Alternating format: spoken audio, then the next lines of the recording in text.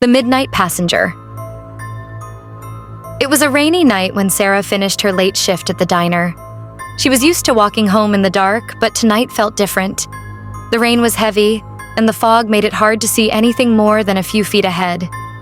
She hurried down the deserted road, the streetlights flickering above her. Suddenly, a car pulled up beside her, the windows tinted so dark she couldn't see the driver. The passenger window rolled down slowly, revealing a shadowy figure behind the wheel. His face was obscured by the darkness, but his voice was cold and unsettling. "Need a ride?" he asked. Sarah hesitated. Something about the man's voice sent chills down her spine, but the rain was getting worse. Against her better judgment, she nodded and got in.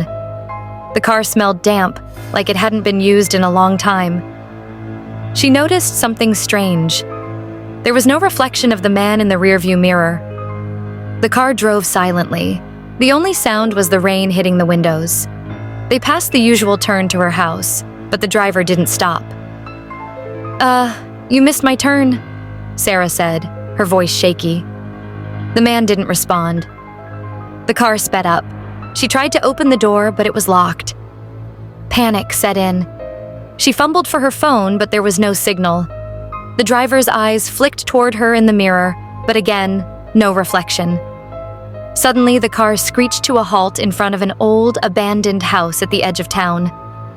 The driver turned toward her, and finally, she saw his face. His skin was pale, his eyes completely black, and his smile was unnaturally wide. "You're not going home," he whispered, his voice no longer human. Sarah screamed and tried to escape, but the doors wouldn't budge.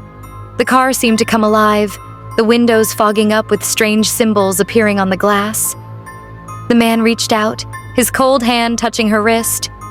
She felt an icy grip tightening, pulling her into darkness. The last thing Sarah heard was the sound of the rain turning into a deafening roar. And then, nothing. The next morning, the car was found abandoned, its doors wide open. Inside, there was no sign of Sarah, but her phone was still on the seat, showing a missed call from a number that didn't exist. Legend has it, the Midnight Passenger still roams the streets, looking for his next victim. Some say if you're out alone at night, you might see a car pull up beside you. But beware, once you get in, you may never get out.